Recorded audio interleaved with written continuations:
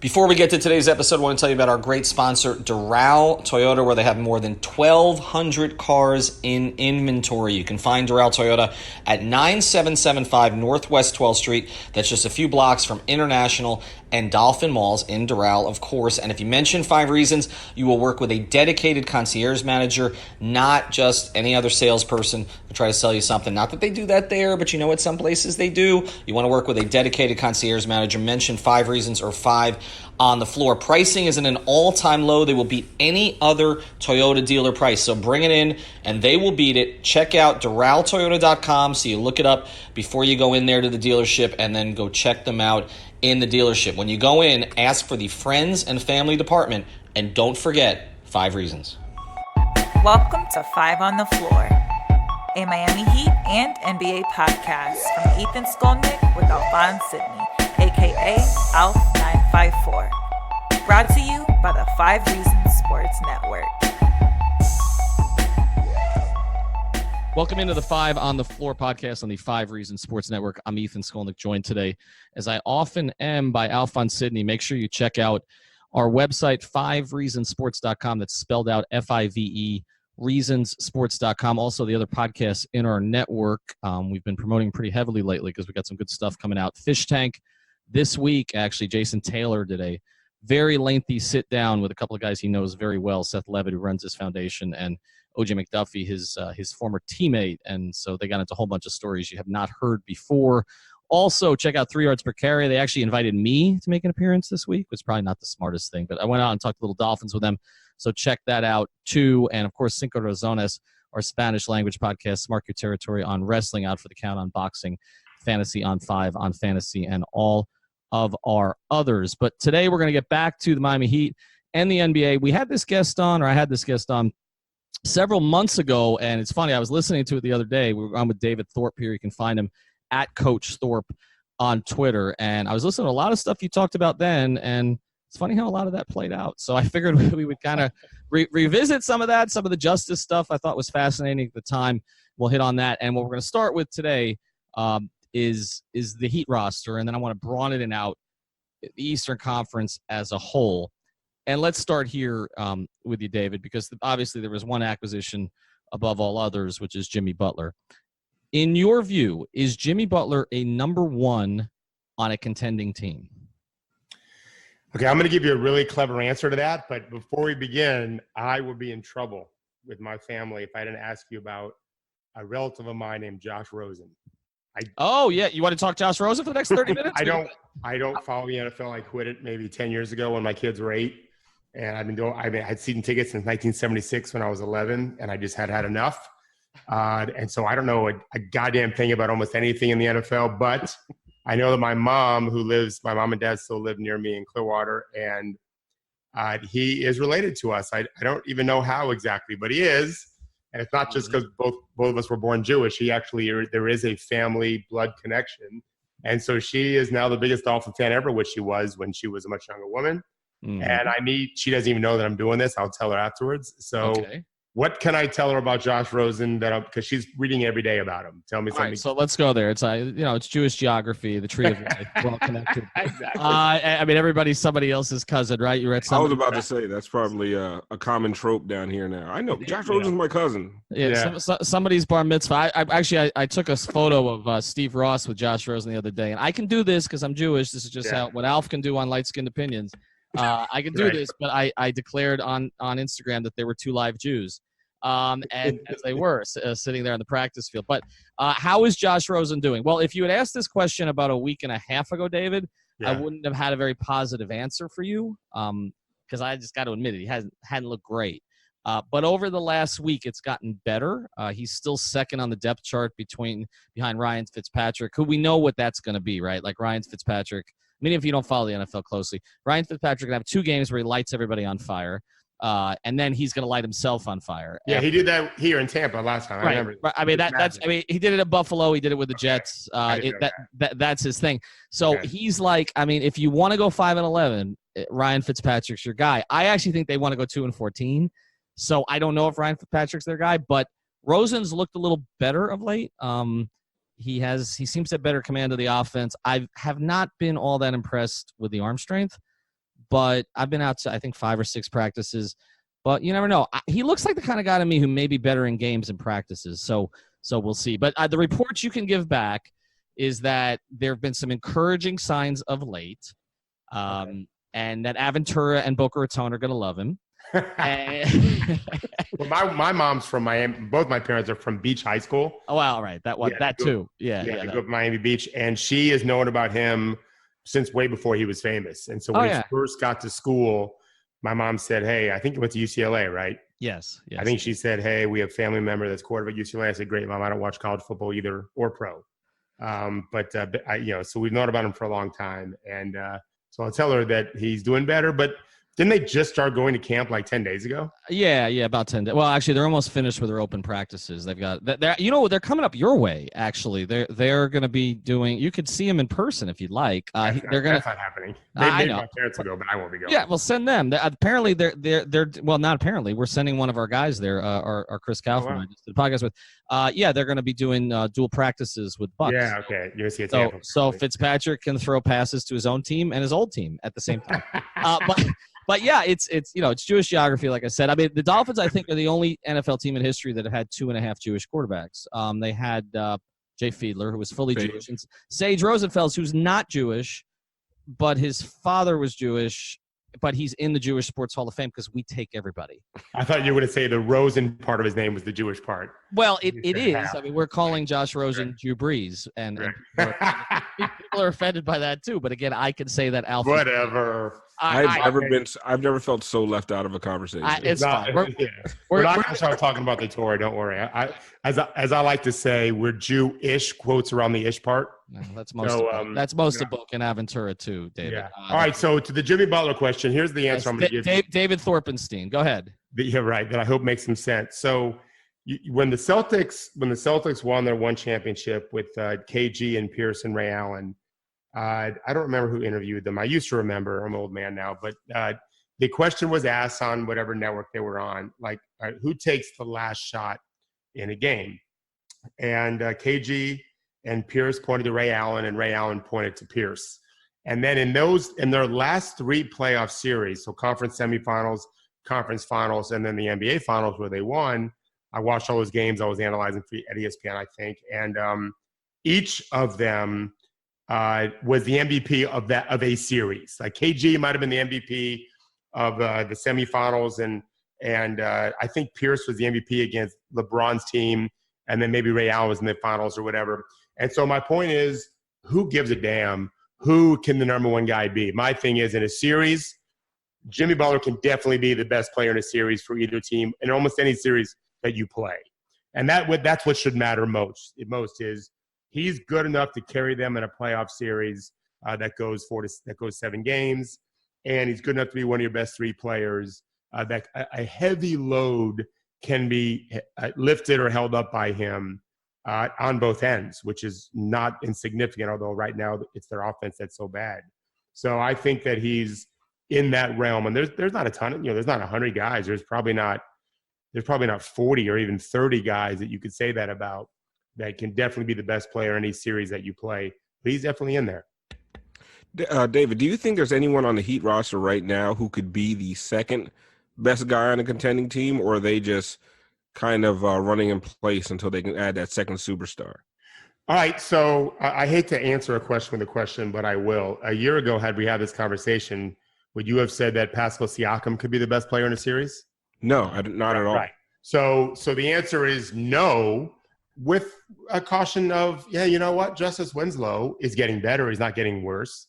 I don't know that you have any other candidates right now. Dragic, if he's even around, I don't know how long you think he'll be there.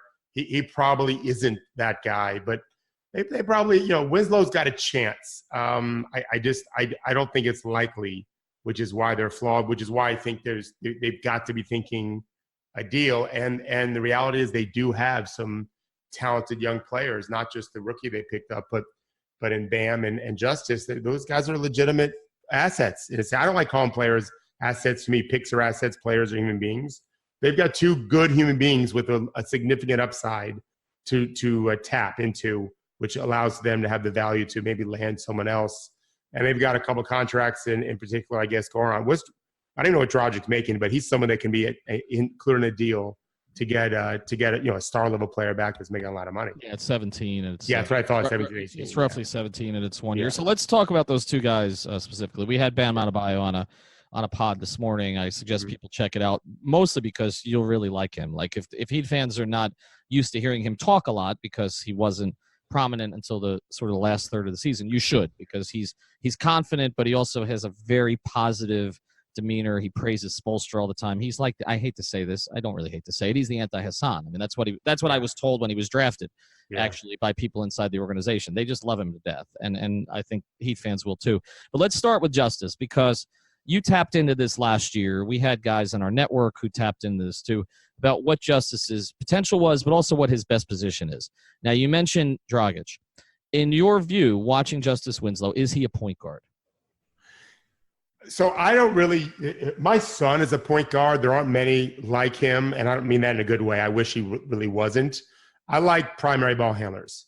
And so James Harden, I don't know what you want to call him. I think he's a primary ball handler no matter who's playing next to him. He can play next to Chris Paul, who has always been a point guard, and Harden still is your primary ball handler. So I think Winslow is absolutely a primary ball handler. I don't know if – honestly, I don't know if that's the best place to put him. I think it's a place to put him, and he does well in that. He's still learning the game. So I think they've got two guys that likely start as primary ball handlers with Goran and Justise, and you can run a lot of stuff through Jimmy. Although they do some fun things in the pinch post area with Kelly that's pretty fun to watch. I really like some of the stuff that Erik runs. But yeah, he looks to me like a guy that can be a primary ball handler. Now, we talk about – a lot of times we talk about Justise, we talk about Bam, but what do you think about Dion Waiters this year? I mean, he's coming off – he started to look actually pretty decent towards the end of last year. He looks like he's getting in shape. It looks like the ankle's not bothering him as much. Should we expect anything from Dion this year, or should we just kind of act like we've been acting, like when we get something out of him, that's great, but when we don't, we just weren't expecting much anyway? That's the problem, I think, always with him is he's not a bankable asset on the court. You don't really know what you're getting, and I personally think Miami is one of the better franchises in the league, getting the most out of players on a consistent basis. And they did once, right? I think it was 1 year they did it with him. Half a year. Half a year, right. Yeah, good point. He's not someone that I wouldn't trust him. There's other guys I'd probably go after that you can get at a minimum deal that at least would bring energy every single game, super competitive, never get the media spotlight for the wrong reason. Because you're building around one legit all-star with some talented young guys that we've talked about that have a chance to get better. And I happen to think that the best way to develop young players is, for example, what David Griffin's doing with the Pelicans. I think he's super smart to surround Zion with good players. You learn faster in pressure situations when every possession matters because you build reference points for the next day of practice and film study and games. And I think Miami's in a nice position because of Jimmy, where and because the East is relatively weak compared to the West, where they're going to be in the playoff hunt probably the whole season, if not even in the playoffs. I haven't even looked to see. There's really two teams to me in the West, in the East, that are, clearly contenders. And you could argue if Boston gets one player that they'll be there, and even Toronto, one player, and they'd be there. So Miami should be in the thick of it, which is really good for guys like Justise and Bam and even Tyler to develop it. So let's go to Bam then. Because, we talk about Justice's development, and there was that kind of burst last year, and then it slipped back a little bit after he got hurt. And, obviously then they ended up missing the playoffs. Adebayo, though, gets, they had to clear Hassan out. What I was told by people inside the organization was that they wanted to do it sooner in terms of making Bam a starter. Yeah. But Hassan was behaving, and they didn't really want to mess with that. And then he had the paternity leave, and that kind of gave the opening, and Bam ends up, putting up pretty good per 36 numbers the rest of the year. People have kind of compared him. I jumped on this too at one point to like a Clint Capella The more I watched him, though, I think there's more elements to his game potentially than a Clint Capella. In the modern NBA, what can Bam be as a starting center? I've never heard the Capella comparison because he's not at all built like Clint. But when I watched tape on him, that's what I thought. But I think you're right. And so he's not a clone of Clint Capella. Here's the best way to put it. Probably he's not as good as Clint Capella is at playing like Clint Capella, but he's also got maybe a better range of skill and impact overall. Mm-hmm. He's not 19, right? He's 22. I think he just turned 22 this summer. And so he's not a baby, but I think that he can be like Clint, which would be amazing. Incredibly high percentage at the rim finisher, able to jump to 12, 13 feet, which is super helpful. In when you kind of run spread pick and roll, you want to take the tagging defender, to the rim out of the way by just throwing it to 12, 13 feet. And just not a whole lot of guys can get it and catch it and finish. It's harder. They make it look easy, but I promise you it's not. And defensively, he's got strength. He should be a guy that's an impact player like Clint is. And I think they're smart to let him shoot threes. And I think they're smart to let him. He likes to take the ball in the break a little bit. I've seen. I think that's smart. I don't know ultimately what he can be, but if you only let him be Clint Capella, then you have to hope he's as good as him at that game. Mm-hmm. And I think that'd be narrow-minded. I think it's smarter to let him develop overall. Big men develop late anyway. So even though he's not a baby at 19, he's still young at 22 for a big. There's still significant upside to reach for him. David, another one of the new guys on the team, outside of the obvious, is a guy that not many people are talking about, but I actually have seen a little bit of, and I'm kind of excited to see him on the team, especially because of the way that he could spread the floor. Is Meyers Leonard? Yeah. Do you see him having a role on this team? I mean, some people have even have him penciled in as a starter, which I don't know about. Maybe if they trade Olynyk for some reason, but do you see a role for Meyers, at least in like an 8-9 man rotation?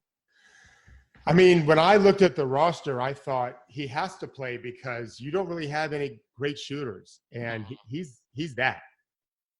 He's a great shooter. And so you're not saying great shooter for a big man. You're just saying great shooter hands down. I mean, I don't. Was he 45% from three last year? He was 40 plus in the postseason. Yeah, he's just a great shooter. To me, 40 and above is a great shooter. Elite's probably at 45 or above. He might be elite. He's not always been great. He's been good. He's been great though, or very, very good anyway the last couple of years. And they need that. And he's, I worried about him for a long time. I saw him a lot early in his career, and he just didn't seem to get some traction. I don't think I don't think it was good for Portland to lose him. Of course, in their last game, if you remember, he had 30 points in 40 minutes in that overtime game. He was unconscious, but it's not like he had a bad series. He was good in a number. I think 2 or 3 games total. He was good, if not very good. And so I don't think there's any question that he's going to do that, especially because you have so few answers. It's just not a lot of answers as for shooters. And so, yeah, you need guys. And I was talking to an assistant coach the other day, one of the guys that helped me, and I was talking to actually a player that I work with may sign with Miami. I don't want to go into details yet, but he's a really good player. He'd be in contention for a roster spot and maybe a 2-way. He's a brilliant shooter, and we were talking about Miami needing that. And my assistant said that you need great shooters to space the floor, and I said no. You need great shooters because you get an extra freaking point when you make it. Mm-hmm. So that's why you get the point. Right. And I'm very proud to say that we asked the high school team while I was volunteering to help, my son's it's an elite level team, could be like top 30 in the country. We asked them all, why is 3-point shot important? And they all said the same thing. You need floor spacing, and the coach's son, my son, said, oh, you get extra point, because he's heard me talk about it a lot. So you need some of those guys to get the 3 points so you get the extra point. So you don't have the 26th worst, but they had the number 26th in the league, I think, in offense last year. Mm-hmm. And let's face it. It wasn't pretty. Am I right? Was it a 26? Yeah, they were bottom 5. Yeah, they were bottom 5. Bottom 5. Okay, so and they were top 6 or top 7 in defense. So if they can significantly improve that aspect, which is possible, with the addition of Jimmy, Josh Richardson's is good. Jimmy's better.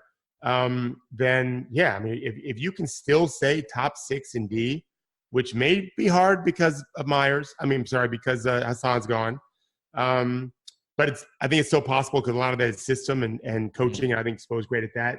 And then get top 12 or 15 in offense, which is possible. Well, now you're definitely a playoff team, and that would be good for Miami this year. All right, let's transition to the guy they brought in for shooting, right? Because on the night he was drafted, Heat fans had a conniption because they wanted everybody but Tyler Herro. And I think it was polling like 85% against. And now when, you suggest trading Tyler Herro for Bradley Beal, they hesitate. Never.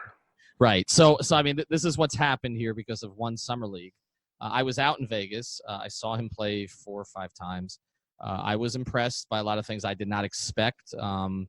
Ball handling in particular, his comfort level on the break. I didn't think he was the best player for them in summer league. Like for all the attention Herro's gotten, I thought Kendrick Nunn was actually better. But Herro did impress me, and he didn't look lost defensively, although it's hard to really gauge when he was playing against China's second team. So I don't really know where to go with some of it. But to you, what you've seen of Tyler Herro and what the Heat need, you say they need shooting. But obviously you've got to defend to play for the Heat, or they got to be able to hide you. So how quickly do you think a player like that can make an impact for them? 2020, 2021, 2022, most rookies suck. There's really no other way to say it. Most rookies suck. It's a hard league. We went through a little bit of stretch where they were doing better, and I think they're going back down again. It's just there's too many good players, and the game's so fast. And with all the switching and everything, there's just so many things going on, and most teams aren't switching everything. And so you got to think about, when am I switching? I always say college guys play the game, pros read the game, and it's almost always the case. So the way I evaluate talent typically is I think that there are a very few individuals that can be elite no matter where they go and who they play for. And you would know their names because they're the best players in the world, mostly.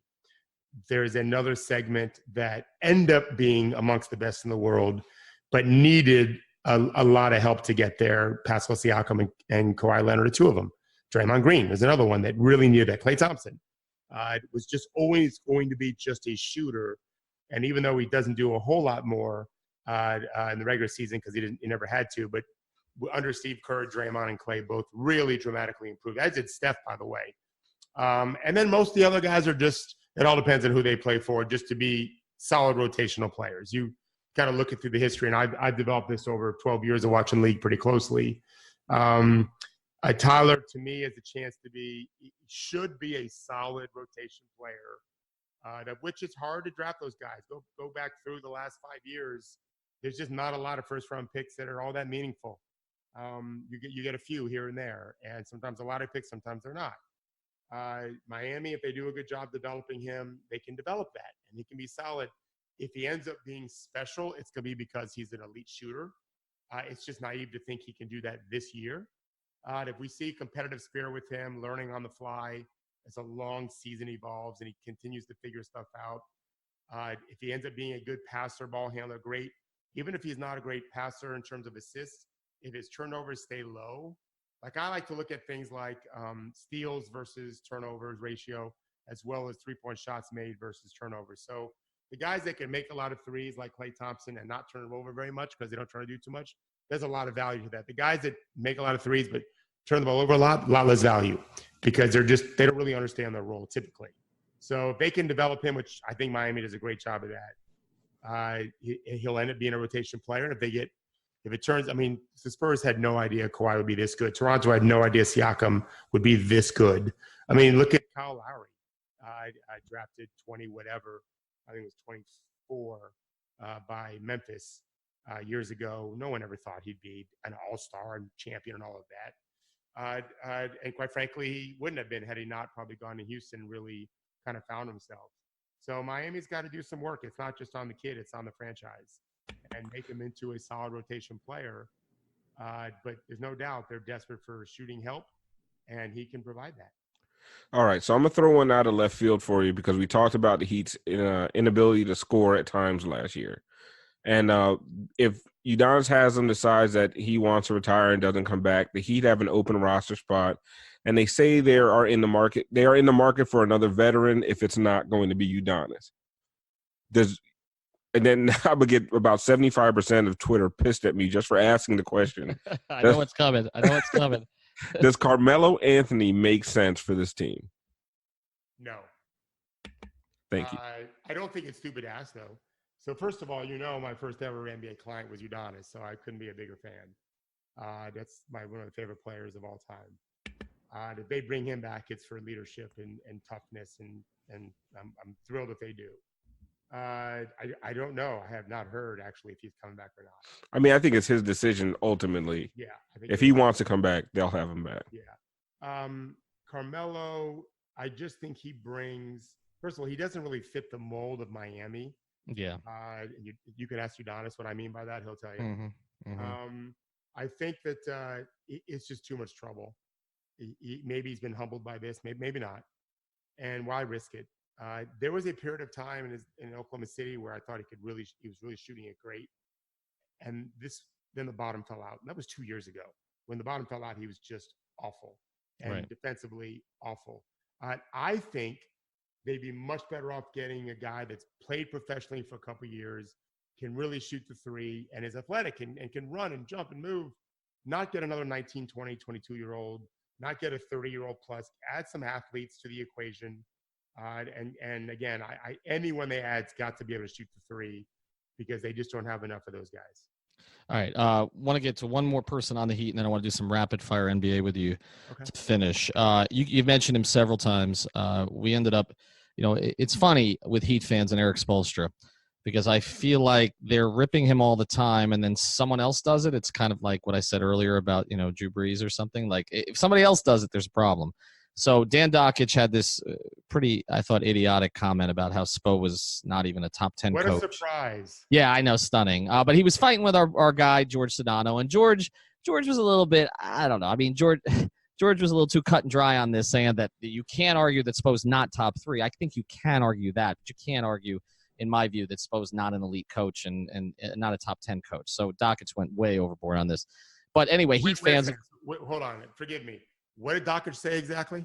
Basically said that he was that basically anybody could win with LeBron, right, Alf? Was that one of it? With LeBron, which obviously Luke Walton didn't win with LeBron last year. With only one other coach won with LeBron. Right. Okay. And then he's not a top 10 coach, and he's just a guy. Just a guy. That was the thing, and not Brad. And he put Nate McMillan. Not Brad Stevens or Nate McMillan, which, the fact is Brad Stevens, again, there's the Indiana connection. And then also Nate McMillan, obviously. Well, what does he know about the NBA? Doesn't he just watch college? He was the Pacers coach for, I think. No, I'm talking about Dockich. No, that's what I want. Wasn't Dockich he was the Indiana. Hell no, he wasn't coaching. No, he wasn't a pro coach. No, I'm sorry. Hell no. Thorpe jumps in. That's right. He was with Indiana for what, a couple. I watched him play when he was in college. Mm-hmm. He's the guy who supposedly shut down Jordan or whatever. He's whatever. Just like the Bradford Smith did, right? Yeah, but yes. He's that's a great story, by the way. Jordan did to him. You know what he did the next night, don't you? Yes, I know. Hey, you want to tell it? Tell it because it's a great. No, story. I wasn't it like LeBradford had 48. Yeah, he had at least it was in the 40s, right? I thought he had 48 against Jordan, and it was back to back. It was home and home back to back nights, right? And Jordan basically, said, I'm going to do the same thing the next night. And he did it in the first half. Yes, right. He scored the exact number of points LeBradford scored in the game in the first half. And then let him know about it the entire time. Oh, yeah, of course. So Spoelstra, I don't know. I could argue he's top 3. I won't argue that because it's a silly argument. He's an elite coach. He's done some pretty amazing things, even without LeBron. Like, aren't they the first team? Didn't they go 11? I'm right when I say this. They went 11-30, and the second half they went 30-11. That's right. It's the worst thing. It felt like they added, Moses Malone and Larry Bird and Magic Johnson at the halfway point. It's the worst thing that ever happened to the franchise, David. But it was coaching. I agree with you. It was coaching, but it was the worst thing that ever happened. I watched them on tape today. Actually, not in preparation for you as much as I told you. I'm working with a guy, and it's a team we're looking at, and I love the stuff they run. I do. I wish they play faster. I understand why they don't. I think that's a mistake, and I don't know whose decision that is. And it may very well be it's because of the roster. But I like the inventiveness that he has. He clearly did they should have won one more title. They lost to Dallas. It wasn't on Spo. It was on LeBron. He lost his mind. I couldn't believe what I was watching when it happened. And then the Spurs ran him out of the gym fair and square. They just played the best basketball in the history of the game, in my opinion. They turned the AC off. Yeah, that definitely didn't help. I always claim that there's a plug somewhere that's sitting out that Pop pulled. But I did it. I said it right when it was happening live. But I witnessed some of those. I witnessed those blowouts in Miami. I was there, and they just lost to a team that could not have played any better. No, but they were perfect, David. And even look, I mean, with the AC thing is I understand Heat fans just a lot, and yes, it was interesting that somehow there were fans in the Spurs. I was there that night. Somehow there were fans in the Spurs locker room, and like not fans like people, like actual fans. Right. They were not in the Heat locker room, and the players didn't want to shower after the game because Ray Allen, as soon as they walked in the shower, they were drenched wet again. In a minute they couldn't dry off good. But anyway, yes, it was perfect basketball. But the Heat weren't going to win that series, I think, under any circumstances. Yeah, it wasn't Spo. So I guess the best way to put it would be this: there's probably, I'm just going to guess here, but I'm going to say 25 NBA teams that if they had a chance to just fire their guy, not pay him a dime, and hire Spoelstra for that money, whatever it was, they would do it, and they should. So, top 5-ish in the league. And that I don't know that everyone agrees with that. I don't always know.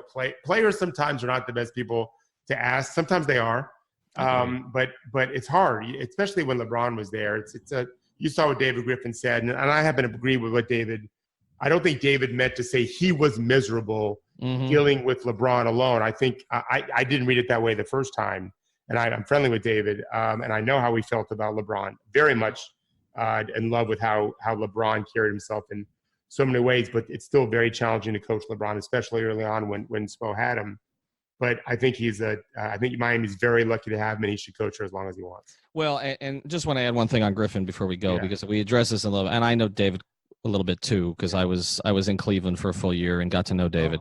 And I don't like to remember it, but yeah, if you leave South Florida for Cleveland, but yeah, I was there for the 14-15 season, and when David made the trades at the deadline and everything else, and some of that stuff David had said to me before, but not quite that way. I think context was lost by the writer in this case, and I know a lot of the media members, particularly at ESPN, who covered David in Cleveland. You probably figure some of them out. Who spoke to David afterwards and tried to clear up some of that context. He's not stupid. He wouldn't be trashing LeBron James. No, he does. He does. The only thing that David used to say, David, there were two things David used to say to me related to LeBron that were difficult for him. One of them he touched on in that interview, which is that when you're building with LeBron, there is no time for any patience at all. It's just a product of which Kobe Altman used to say the same thing. It's a product of being around LeBron, and you have to win now. And everything is pressurized. And the thing about, nobody else gets any credit. That's not a shot at LeBron. It's just the nature of the way he's covered. Yeah. But the other thing about it is David did used to complain to me. He used to come up to, because I had covered LeBron in Miami, and I went to Cleveland basically because I had a relationship with LeBron. And David used to come up to me in the locker room before he knew me very well. I'd go, God, could you tell your guy to stop talking about our other guys in public? I'm like, tell my guy, like, he's your guy now. I don't have anything to do with him. He's like, he's your guy. So that used to bother him, like the fit in or fit out stuff with the passive aggressive stuff isn't great. The passive aggressive stuff, the shooting the dirty looks to Kyrie and Dion, like that stuff, which by the way, LeBron didn't do in Miami. And I think a lot of that, he never called out teammates in Miami. He came close, Chalmers, but everybody did that. And Bosch a little bit, but he didn't really do that, and I think part of that was Spoelstra and Riley. There was just not the culture that was acceptable. But I'm with you on Spo, and I know people get on me for that, but I don't think that enough people appreciate kind of what they have here. And Alf and I went through this. It's really hard to find a season where they really underachieve. Like, there's been some seasons they haven't overachieved, but there's not a lot of seasons that they've underachieved. But I want to go NBA with you here real quick, if we can. So let's just do these sort of rapid fire. Okay. Milwaukee, did they take a step back with the moves that were made this offseason? Possibly. It depends on Giannis is still getting better. So if he can add a 3-point shot, even a little bit more reliable, then you probably won't see it. Brogdon, that he was a factor, but Bledsoe was so bad in the postseason late against Toronto. He's better than that. And I think they'll be about the same is what I think. All right. I'm going to let Alf ask the Philly question. Choose any Philly question you want, Alf. Anyone. Do you think Philly got better this year? Yeah, I actually thought Philly had one of the best off seasons because if you look at their series against Toronto, they outscored the Raptors 20 points per 100 possessions when Embiid was on the court. That's a staggering amount against the eventual champs. And they got just destroyed when he was on the bench. And so what they've done with Horford is if they choose to play this way in any important game, they'll never not have Horford or Embiid on the court during a game in the postseason. And again, they outscored the Raptors by 20 per 100 when Embiid was on. So maybe it'll be 12 when Horford's on. He's not as good as Embiid. And I also think he's the godfather for a reason. There is something about Al that just brings the best out of everyone in the locker room. He's really that special of a leader. Mm-hmm. Joakim was that way in college, by the way.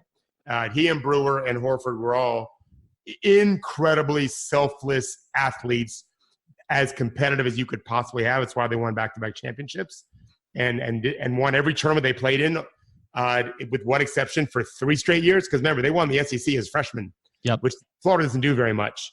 They lost 1 tournament game in 3 years. That was 1 NCAA tournament. They won 3 SECs and every Christmas tournament game and 2 NCAA championships. And Joakim was their best leader, and then probably Brewer, and then Horford. But he learned a lot, and he's just universally loved and respected. And I think that he is the adult in the room that they really need to have.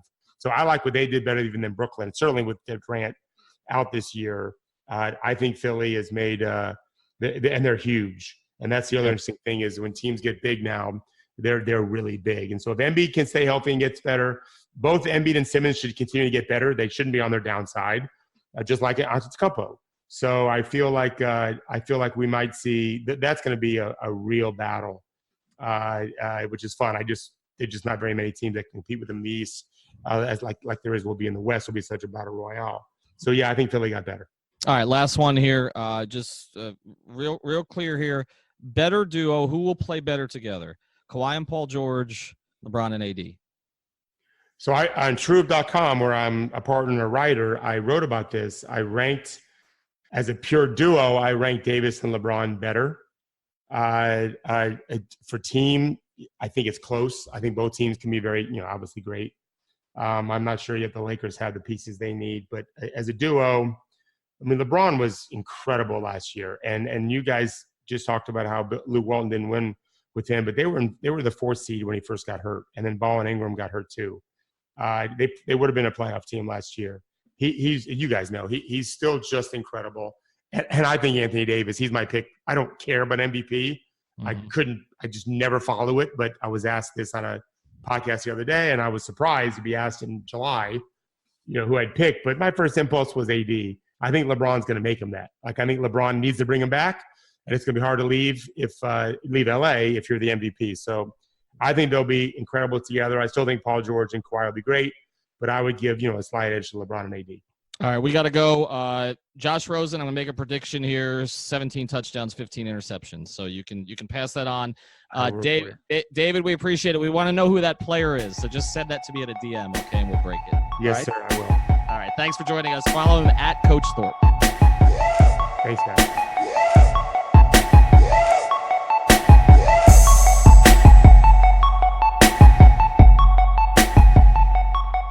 Another of the great sponsors of the 5 Reasons Sports Network. I can attest to this personally because they just threw out my traffic ticket for me. It was no problem, no points on the license, no other details that I had to deal with. You've got to check out the law firm of Seltzer Mayberg. You can find them at onecalllegal.com. That's onecalllegal.com, or call 1-855-5000-LAW, 1-855-5000-LAW.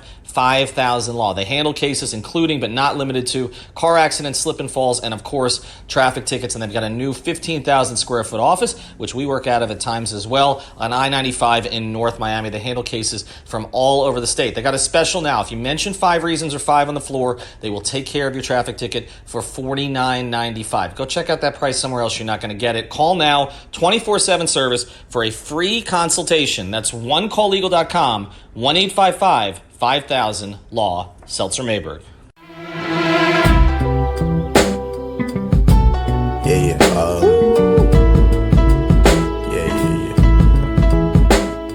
This is Ricky J. Mark. In a world where sports radio continues to shift around the whims of corporate interests, we understand that the constant, unexpected changes can be exhausting from time to time. So that's why we think you should sit back, relax, and take 5. Reasons, that is. So go ahead, grab your smartphone and subscribe to the 5 Reasons Sports Network, available on virtually every podcast platform. We're South Florida's fastest growing on-demand sports media network, so you decide when you want to tune in. You decide when you want to listen. Because we know your life can be hectic, go ahead, fall in love with our lineup, including 5 on the Floor, 3 Yards Per Carry, The Fish Tank, Light-Skinned Opinions, and Cinco Razones, whenever you want. All you need is an internet connection. So go ahead, tune in. Try us out. We're by Miami, for Miami, and spreading rapidly throughout South Florida.